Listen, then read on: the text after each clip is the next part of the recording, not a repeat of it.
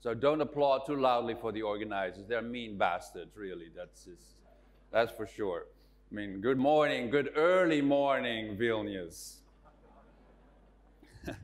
I am used to conferences starting at 9. And given speakers traveling from other time zones in Europe, I expected us to start half an hour later, not half an hour earlier, so I'm waking up. So. But anyways, I'm not going to complain. I'm a big boy, so I can take it. We're going to talk about innovation today. At least I'm going to talk and you're going to listen. I hope that's the role that we're going to play in the next 45 minutes. Yes, you know me perhaps from this book, Management 3.0. That was the first one that I wrote 10 years ago. That sort of defined me as the person who talks about management and leadership in the Agile world. I wrote this little book, How to Change the World. It is free. You can just go to that URL, subscribe to my mailing list, download the book, and unsubscribe. Easy. Anyone can do that. Simple. And the last one, Managing for Happiness, I wrote 2 years ago, but this is not about those books. This is about this picture, at least I'm going to introduce it with this picture. The changes in the music industry in the last few decades. I am so old that I remember what happened over here off screen, okay? In the 80s, that's my era, basically. With my Sony Walkman on the side, 13 songs on each side, and you take it out, oops, tape got stuck. And that was my favorite period. But then CDs became big, a little bit of chauvinist pride there. Philips, Dutch company, played a big role there. And then in 1999, something happened. What happened in 1999? Does anyone remember? Sorry? No, not iPod. Yeah, well, specifically, illegal downloads. Napster happened. And other ways of sharing music illegally. The experts disagree on the effect that Napster and illegal downloads really had. They said the people downloading music were not really buying CDs anyways. But then my reply is, then what else happened at exactly that moment? Because revenue started to collapse.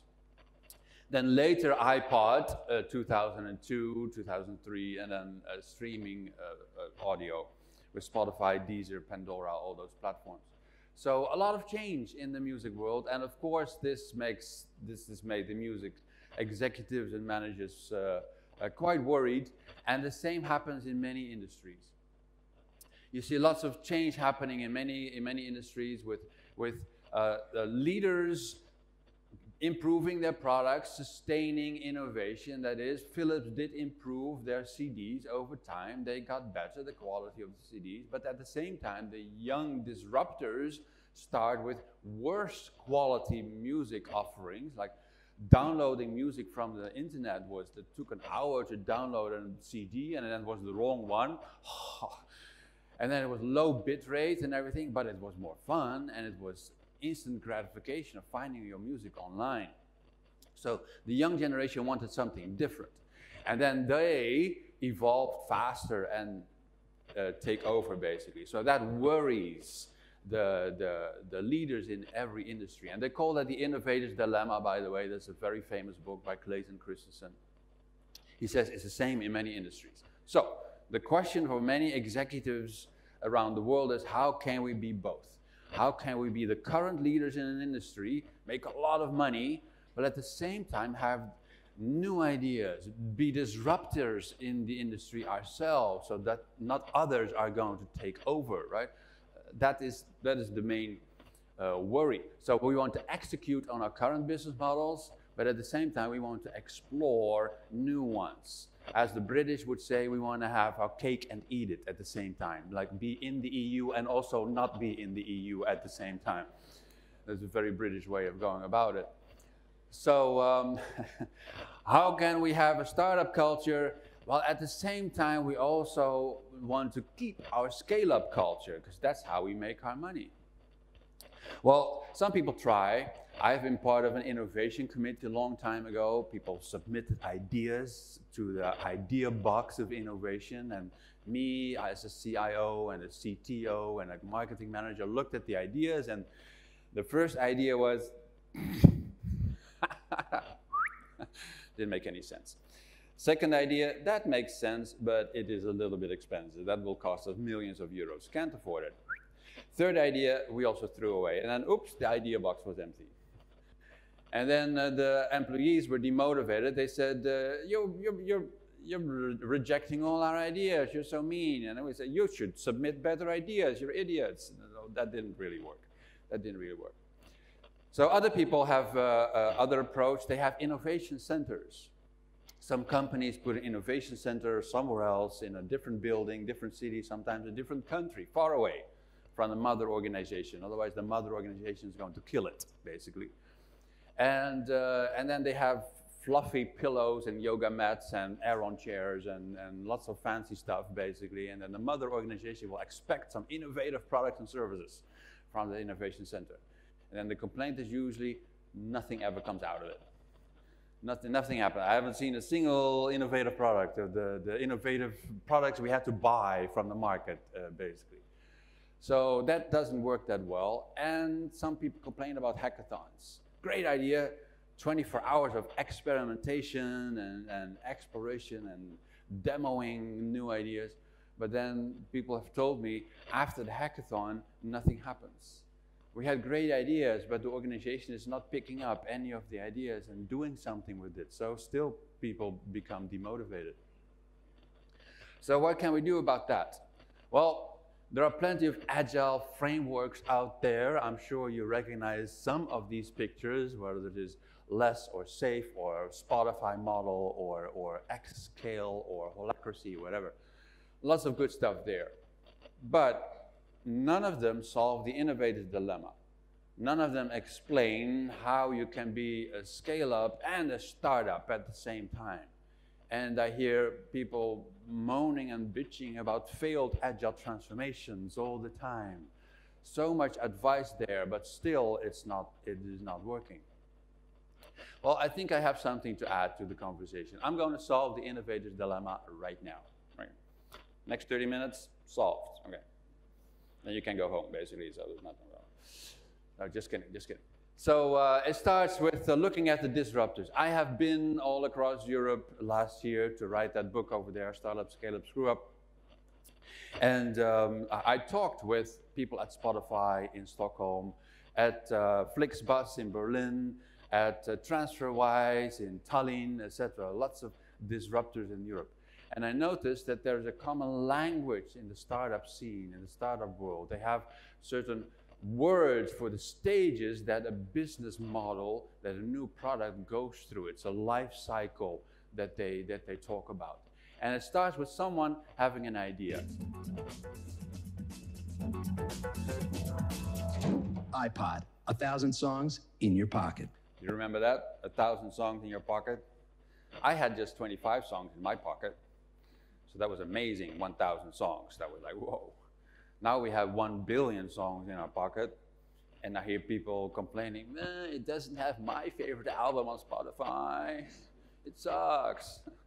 So our requirements have evolved, apparently. But yeah, that's where it starts. Someone has an idea. And Steve Jobs had an idea about better MP3 players, because there were already players on the market, but they were all very technical. Nobody knew how to understand them, how to work with them. And then stage 2 is problem solution fit. This is a common term in the startup world. You have to figure out if the solution you have in mind is indeed a problem for someone. And you know what? Many startups skip this stage. This has been a problem in the entire blockchain cryptocurrency world, in my opinion. Well, lots of technical people fell in love with the technology and started coding right away without checking if they were indeed solving somebody's problem. Because if you're not solving a problem, it makes no sense to start making a product. No. And in this stage, the problem solution fit stage, you come up with the first minimal viable products, as they say so in the lean startup language, of the low fidelity type. That means you're just faking it, basically. Kickstarter website is full of fake products and services that do not exist. They just make videos. They just make mock-ups. They just make presentations and landing pages. There is no product. They're just testing, are enough people signing up and paying already so that we can make the product. If not, yeah, we just save ourselves a lot of money. Makes a lot of sense. So do some testing first. For example, if you want to open a new coffee bar, I like talking about coffee, so I'm warning you there already. If you want to open a new coffee bar and you think, I think a good place would be a side street, which is somewhere off Main Street. I think it would make sense to run a test. Maybe I can sell coffee from a mobile coffee cart for a day, and if I sell fewer than 50 coffees on one day, I have validated that there's not enough demand in that street. Maybe I should try another street and do another test until I found a place where I sell a lot of coffee. There I should open a shop, because opening a shop is quite expensive, right? That would be the next stage. So you run tests to see if there's demand for your product, with lean experiments, as we call them. So suppose you've tested that, you've validated, people sign up to your Kickstarter project or your other types of MVPs, landing pages, videos. Then it is time to start forming a team and get funding. Vision Founders Fit, this is sometimes called. External startups will have to find angel investors or whatever at this time with evidence that there is indeed demand for their product, otherwise the angel investors are not interested. An internal startup in a larger corporation will have to find the budget from the executive team with the evidence that they gathered. And at this point you could make a lean canvas, for example, which is adapted from the business model canvas that I will show later. The lean canvas is just boxes to fill. Better? Yeah. Like that? Do I have to stand like this? No. Okay. Lean canvas is just boxes to fill. It drops again. Okay. With lean experiments. And these are just categories of experiments that you need to run, like categories in the revenue streams, categories in the problem box, categories of unfair advantage, lean experiments everywhere. Then, the most difficult stage, product market fit. You now have a team, you have funding, you need to make the product. Right? Iteratively, of course, that is what Agilists all agree on. Again, product market fit consists of minimal viable products and of the high fidelity type. There's now actually a product that you're trying to sell. So that is very difficult.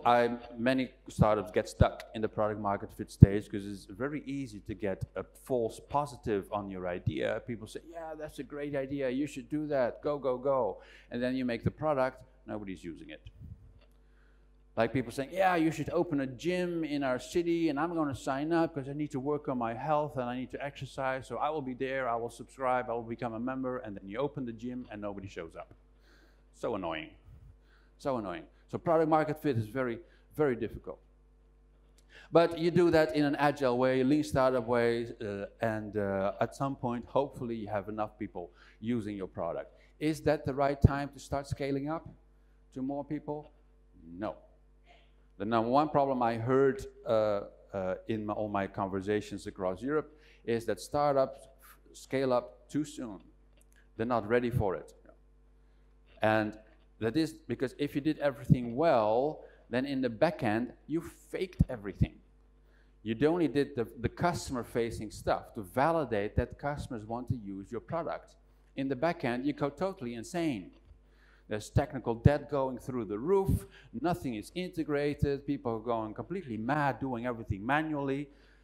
Yeah, that's the first couple of stages. No, don't automate anything as long as you don't know that the product is working in the first place. But when the product is working, then you should automate the hell out of stuff and get your technical debt down, etc. That's a separate stage in itself, a stabilization. Another reason, one of the investors told me, he said, you're switching from one audience to another. In the beginning, with a new product, you work with the early evangelists, the innovators, the early adopters. They love you for your new product. They don't care about a few bugs. In fact, if they find a bug, they feel proud. Yay, I'm the first one to find that bug, and they will report it to you, and it's like a badge of honor. I found that bug. But then when you switch to the early majority, they don't want to see bugs. If they see a bug, they don't report it to you, they report it to all their friends on Facebook. As I did this morning with Google Photos. It had bugs. Early majority, not an early evangelist with that product. So stabilization, prepare for scaling up. And then we can call that business market fit. Is your entire business ready for the whole market? And you can switch to the business model canvas basically from this stage. And then scaling up. The teenage years of your product. By the way, the pictures that I use in my presentation, they're all my mother growing up.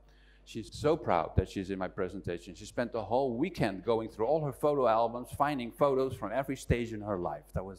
She's so proud of that. So, and you can see from the look in her eyes that as a human being, she found new possibilities as a teenager.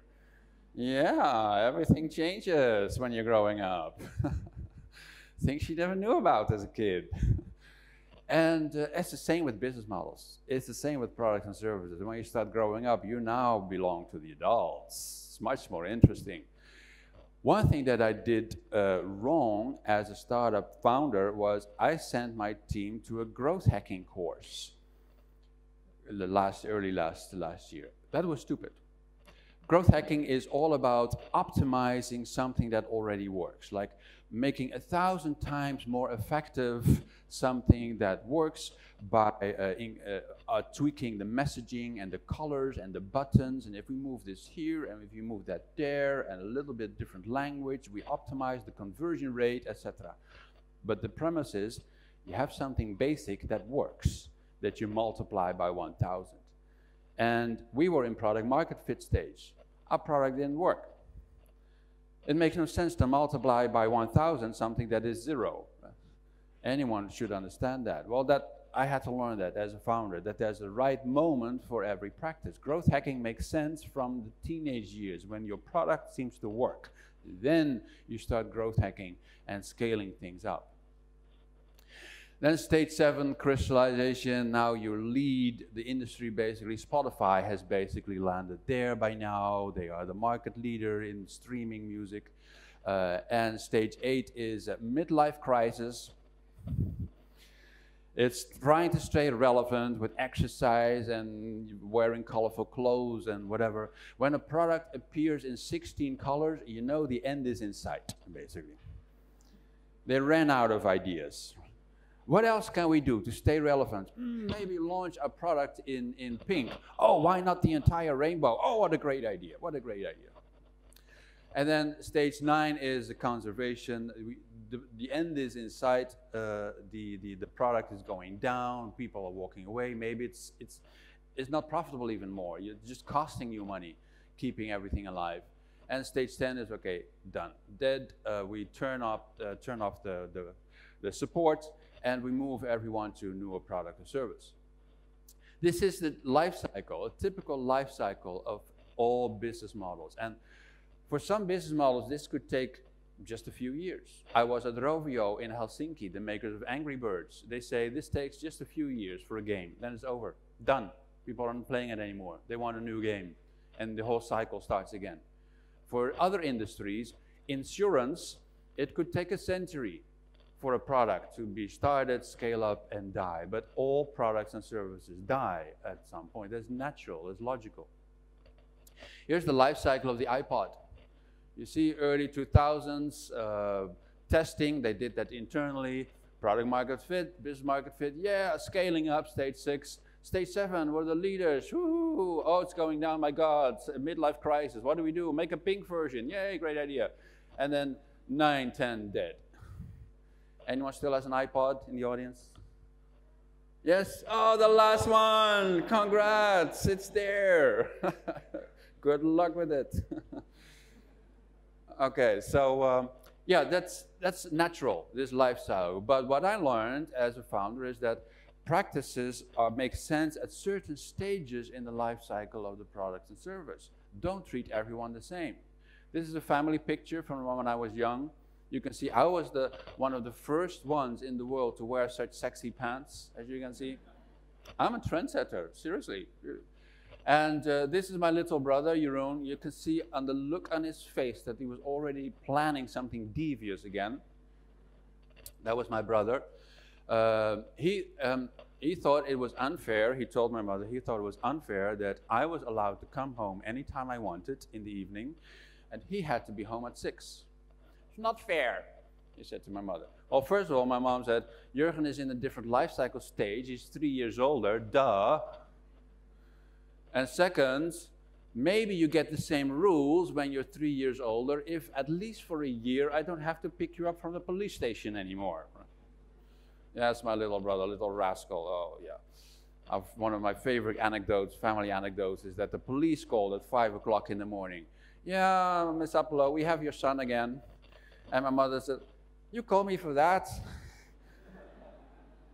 Oh, okay, I'll pick him up at 10. I have to go to the supermarket first. He's all right now. My brother's doing great, by the way. I love him. So, but you have great stories. I'll give you a concrete example. Objectives and key results. It's a practice that is all the rage nowadays in the Agile world. Maybe there's a session about it here at this conference. I'm not going to explain what it is, but it is quite popular. From Google and Intel, they popularized it. In the startup world, nobody talks about OKRs. Not a single time did that term emerge in the conversations and articles and books. They use a different goal-setting method. They use the North Star metric. It is much simpler. The one metric that rules them all. What is the one thing that our team is trying to optimize? That could be daily active users. It could be monthly recurring revenue. It could be something customer-facing, like the minutes of player activity per month per user, whatever. Optimize one thing and ignore the rest. It's simple. OKRs are rather complicated. It's a great idea, but it's quite complicated to introduce it. Startups don't have the time to introduce a new practice that takes a year for people to learn. Right? So I thought, if everyone in the startup world is talking about North Star metric and the adults talk about OKRs, why not both? Why don't we allow people to do the North Star when they have a business model that's just trying to grow up as a kid, just trying to get to its teenage years, and by the time it becomes an adult, we say, now it is time to do OKRs. It's more complicated, but it's more professional. Right? It should change. The kids are not the same as the adults. Right? And that is the discussion we never have in the Agile community. Which practices make sense where? We just treat everyone the same. We give everyone the same Agile framework. That's ridiculous. It should depend on how old the business models are. So different ages need different practices. That's one thing that I learned. First key to solving the innovator's dilemma. The practices depend on the business model maturity. Second key, maybe some of you recognize this picture from design thinking, the Stanford D School, empathize, define, ideate, prototype, test. Looks amazing, amazing stuff, design thinking. I love the books, love the design thinkers. There's another picture from Design Council in the UK. They have different words, but they mean the same thing. There's one thing that I hate about these pictures, though. They look very sequential. They look very linear. And they don't mean it. And when you read the books, it is full of iterative stuff, and you go through this in a cycle all the time, and then say, well, why doesn't the picture show me that? If you show things as a step-by-step waterfall process, it even goes down, for God's sake, here. If you show people things like that, they're going to interpret this as a waterfall process. You're design thinkers. You should understand design, duh. So make something that works, that looks better. I like this picture because it has a circle. Build, measure, learn. Oh, thank God. Something iterative. But then there's another problem with this one. Build, measure, learn. Build what? Where do the ideas come from that you build? You would just start building whatever. No, it's the lean startuppers say you should get out of the building and talk with customers and understand them. Oh yeah, that makes perfect sense. The design thinkers say the same thing. But why doesn't your picture say so? Half of it is missing. So this is what I'm good at. I steal stuff and then I combine it. I'm really good at pattern matching and then I make things a little bit better. So Lean Startup misses the entire first half that design thinking covered in their picture. They do make a distinction between measure and learn. I appreciate that. The design thinkers don't do that. They mean it, but it's not in the pictures. And then they all miss something else that I think is quite important. When you start empathizing, you already made the decision. Empathize with whom? There are 8 billion people on the planet. I cannot empathize with everyone. I have difficulty empathizing with 2 people. So I need to reduce the scope of what I can pay attention to. That is already a decision. That's already a discussion, like the business model canvas, a lean canvas. That's the context. Our domain, what is our domain going to be? And design thinkers call that framing, by the way, framing the problem. So I thought, I'm going to create a new picture. I mean, the same thing, the same Lean Startup design thinking is all the same as far as I'm concerned. They just need a different picture. So I made it circular. I added lots of colors because I'm in midlife crisis. And I looked at the alternatives of the word circle and I saw vortex. And I said, yeah, vortex, that sounds exciting. That sounds like tornadoes and whirlwinds and a bit of chaos. And that's exactly what design thinking is. It's a little bit chaotic every now and then. Everything can happen at the same time, basically. There are no discrete steps that we do per week. No, it's a big mess, creativity. That's okay. To give you some examples of practices, design thinking, lean startup practices. Empathy mapping. This is a picture that I took with my team a couple of months ago when we were trying to empathize with our customers and users. There's a wall full of sticky notes with all the things that our clients see and hear and talk about and experience. We're just trying to immerse ourselves in their environment and capture their experiences. That helps us to understand their problems. And the next thing you could be doing is reducing that to a description. And say, well, our user is Mark. He is 34 years old, lives in Amsterdam, commutes to his work on a bike, of course, because he's Dutch, and likes good coffee, but there are no good coffee bars on the way to work. Now we have a picture of a user, a story around someone. And it turns out that it is easier for product teams to empathize with the story of a person, even if that person is fake, better than statistical demographical information about a target audience. Nobody likes statistics, but we like people. So we can empathize with Mark. And then we need to understand what is it exactly that Mark needs? What is the problem? Maybe it is more than just good coffee. Starbucks has emerged because they identify the need as the third place between home and work, where you not only get decent coffee, I would not say good, decent coffee, but also a place to sit in a comfortable chair and have good Wi-Fi. That is a complete package. That is the need that Starbucks is trying to address, right? Not just good coffee, also Wi-Fi and chairs. That is the job to be done, as they call that in design thinking. So where does all of that sit? Well, empathy mapping, clearly here. Lean personas, that sits clearly here. The job to be done as well sits also here. And then the lean experiments testing, that can start here. Then we have hypothesis and externalized testing, learn. We can cover the entire vortex with lots of different practices. Give another example. Journey mapping. I did some journey mapping with my team. That was fun. That is comparing the experience of a user of our products with what we thought it should be. And then figuring out what are their touch points with our company, with our service. Like when I find good coffee, my first touch point is Google Maps. I go on Google Maps, I type coffee, sort by distance, high rated, open now, and then I go. And then I walk for 20 minutes, I arrive at a coffee bar, and actually there's no coffee bar. The address information was incorrect. That's the first what the F. Somebody did not take care of their data on Google Maps. How hard is it? That's my first touch point with your company. You messed it up already. So I go to the next one. Oh, that one is there. Oh, closed for the holidays.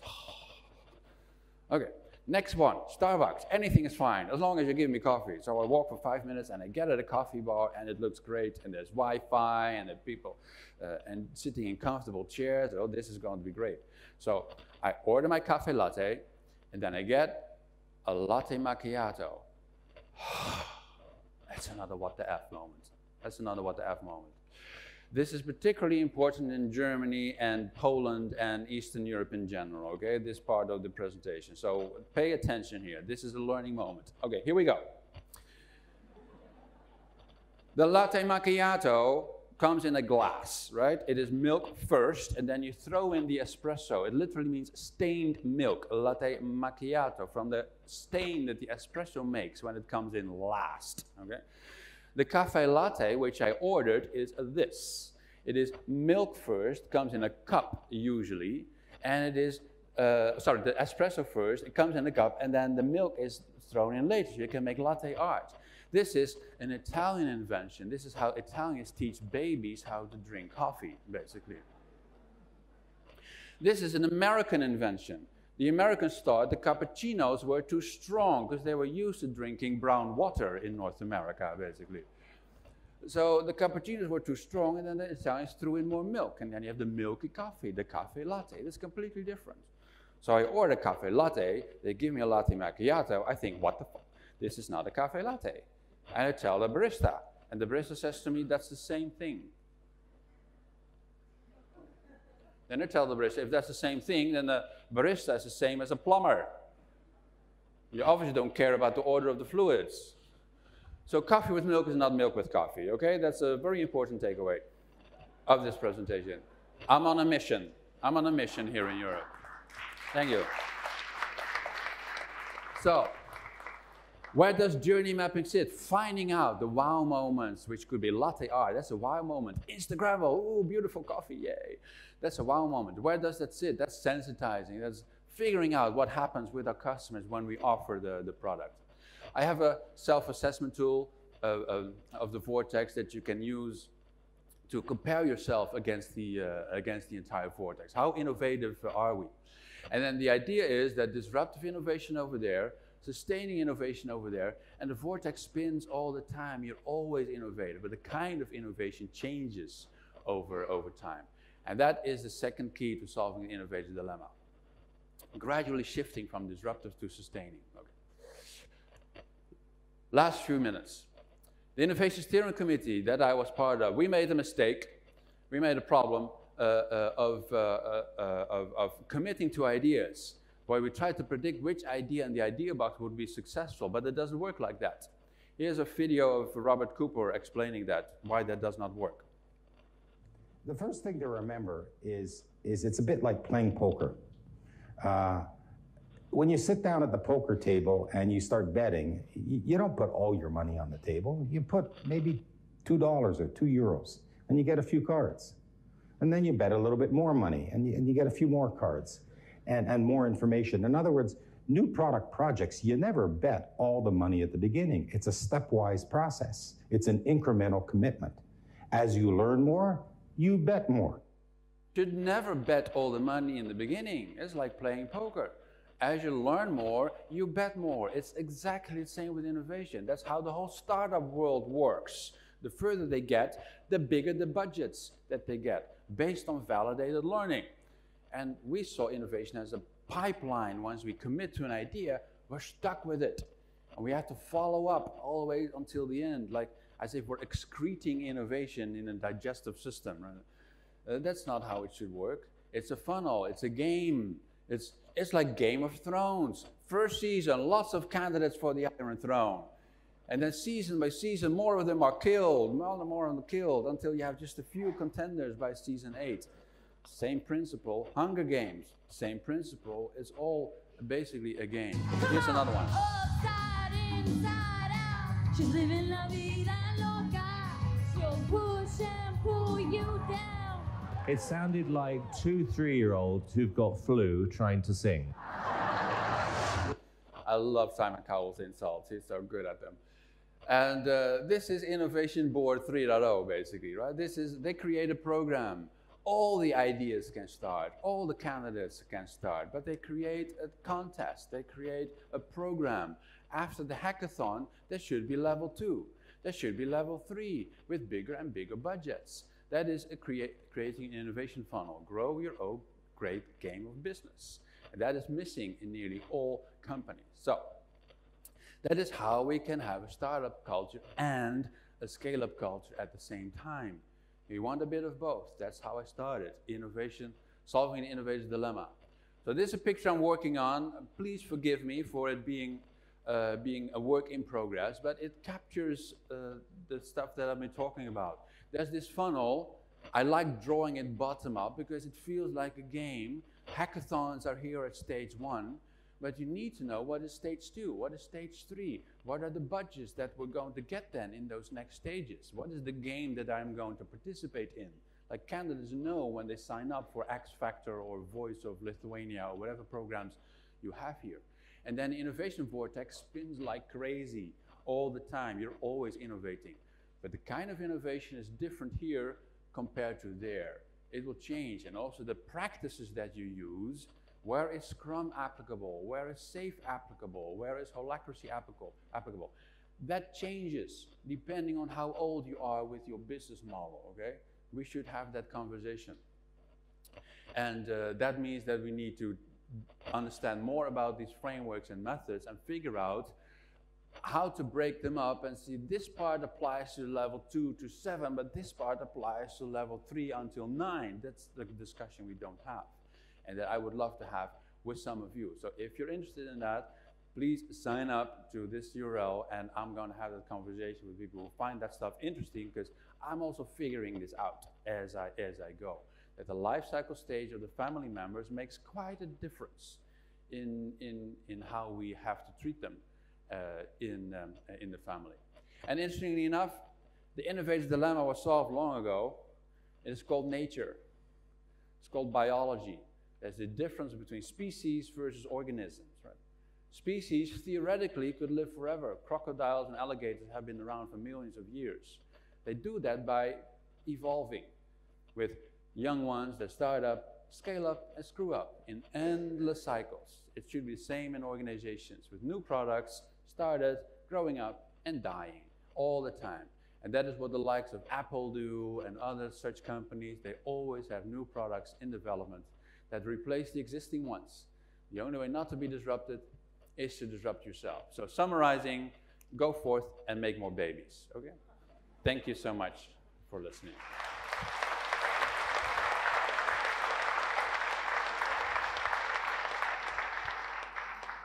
We have time for a couple of questions. Does anyone want to ask anything while our speaker is still on stage?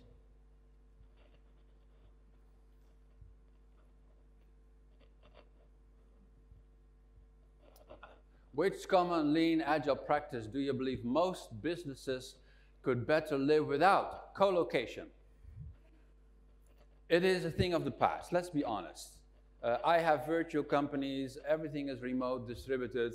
I find it a bit frustrating that there's always this focus on the benefits of having everyone in the same room. Yes, that has benefits, for sure. I agree with that. There are also benefits to allowing people to be everywhere on the planet. Right? You can hire anyone you want. On average, people will be much happier when they do not have to commute to work every day like crazy and be in traffic jams, etc. So there are lots of benefits to both. So we have moved on after the Agile Manifesto 18 years ago. We did not have the technologies back then for people to work collaboratively across the world in remote distributed teams. Now we have. So let's just start learning how to use them well, and then we can be just as highly performant as those who sit together in the same room. That's a pet peeve of mine. Any others? What to do when CEO asks what the scope or budget of product or functionality, what you never did. I don't really understand the question, but I think the CEO should not just ask for a budget, he should just give a budget. So this is the budget that you have. I mean, I can do anything in any budget. It depends how much money you pay, and then I will decide what I can do for that budget. So look at it and look at what happens in the startup scene. Of course, startups ask for a certain amount of money, but investors also decide how much money they have available to give you. And that's most important. How much do they have? What's the budget that they can offer to the startups? And then say, well, given where you are, then I think you are worth this budget, and for that budget, I want this amount of equity in your startup. It should be similar in an organization. Not too much estimating, just off-the-cuff estimation of what you think you're worth and how much you can do for how much time, but ultimately the CEO can define what the budget is. How long is a piece of rope? Well, as long as you want to make it.